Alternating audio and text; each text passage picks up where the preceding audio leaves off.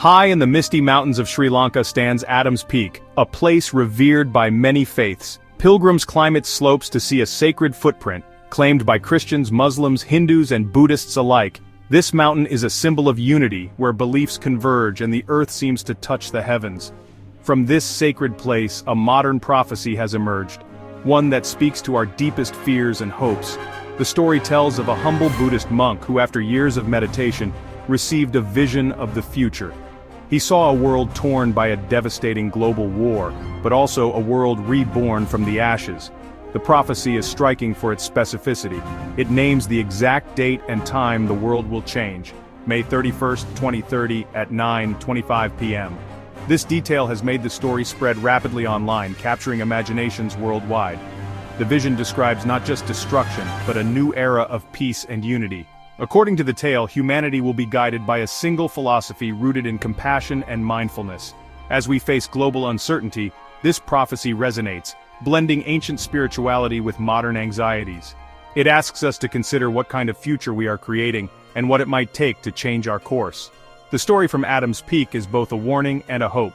It challenges us to reflect on our divisions and our longing for peace.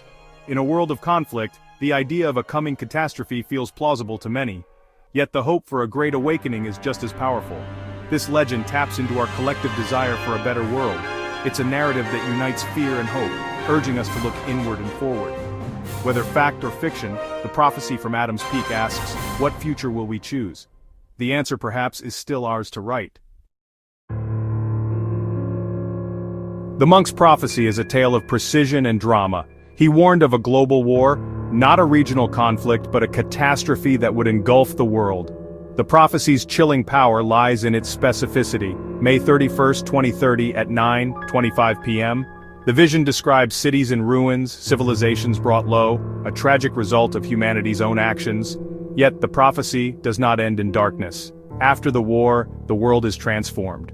Old systems and divisions crumble, and a new global consciousness emerges. People turn away from doctrines that divided them, seeking a philosophy of compassion and inner peace. The prophecy claims Buddhism will become a unifying path, not as a religion, but as a science of the mind.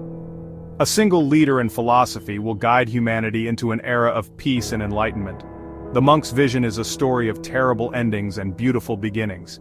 It is a prophecy of fire, but also of the lotus that blooms from the mud. This tale offers both a warning and a promise.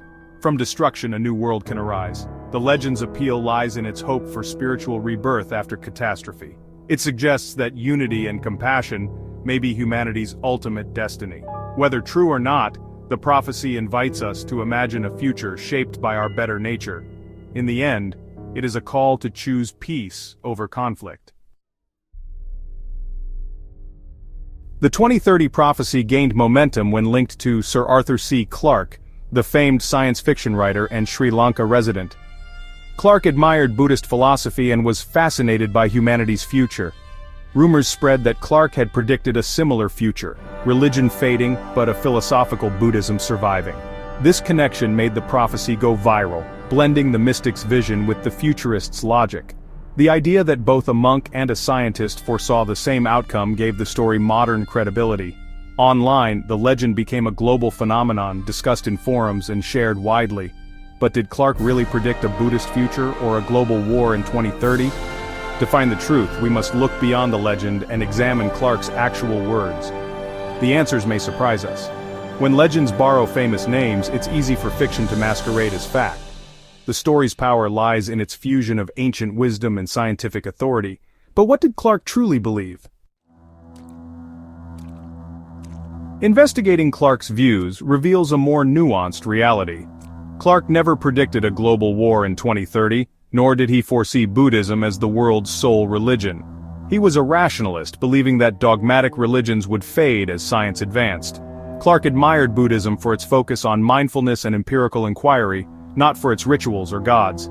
In his novel The Fountains of Paradise, he imagined Buddhism as compatible with a scientific civilization. This likely fueled the myth, but Clarke never claimed Buddhism would dominate the world. Instead, he saw its principles surviving in a secular, rational future. Clarke's optimism was rooted in communication and exploration, not conflict.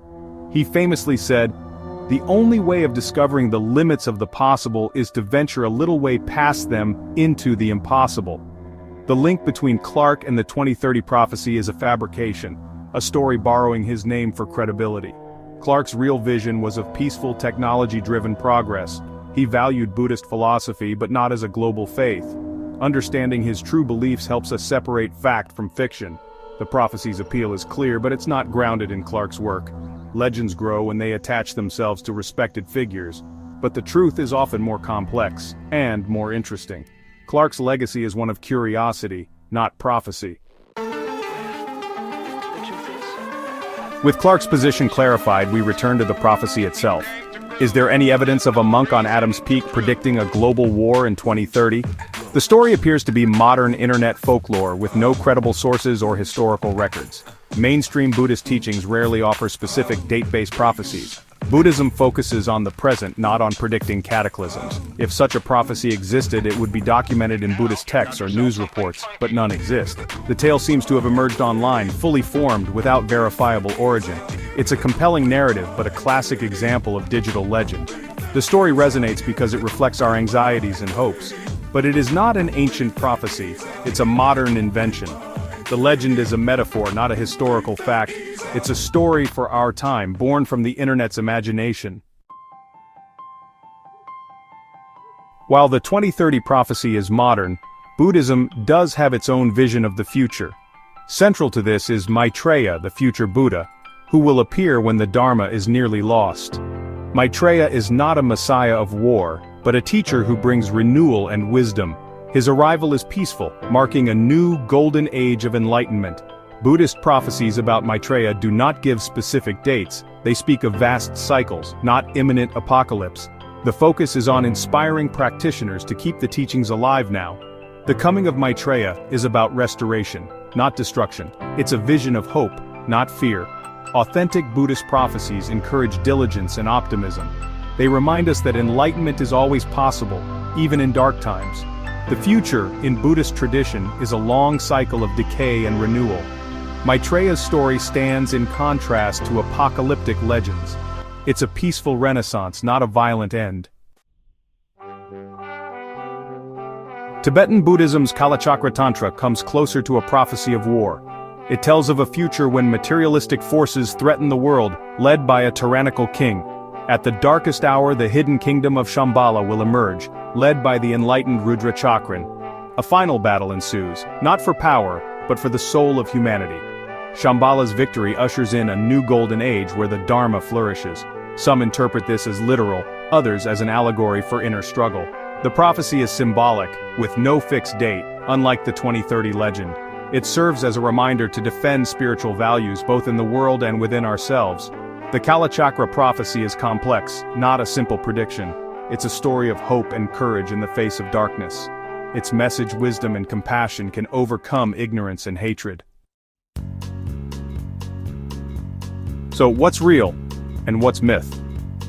Clarke never predicted a 2030 war or a Buddhist world religion. His name was borrowed to add weight to the legend. The Adam's Peak prophecy is modern internet folklore, not a documented Buddhist teaching. Buddhism's authentic prophecies, like those of Maitreya or Shambhala, are symbolic and timeless, not tied to specific dates. The 2030 prophecy is a cultural phenomenon, not a factual prediction. It reflects our anxieties and hopes, blending ancient wisdom with modern fears. Understanding these distinctions lets us appreciate the story for what it is. We don't have to dismiss it, just recognize its true nature. The real question, why do we create such stories and what do they reveal about us? Sometimes the stories we tell say more about our present than our future. Prophecies like the one for 2030 capture us because they offer order in chaos. In a world of constant crisis, a prophecy gives us a narrative, a sense of meaning and direction. These stories channel our fears of war and our hopes for peace. The idea of a world reborn, united in wisdom, is deeply appealing. The blending of science and spirituality, as seen in the Clarke connection, reflects our longing for a unified worldview. We want ancient wisdom and modern knowledge to point to the same truth. Whether true or not, the 2030 prophecy reveals our search for meaning. We look to the past and the future for answers to life's biggest questions. These stories are mirrors reflecting our anxieties and dreams. They remind us The future is unwritten. It's a story we create together every day. The real power of prophecy is not in prediction but in inspiration. What future will we choose to write?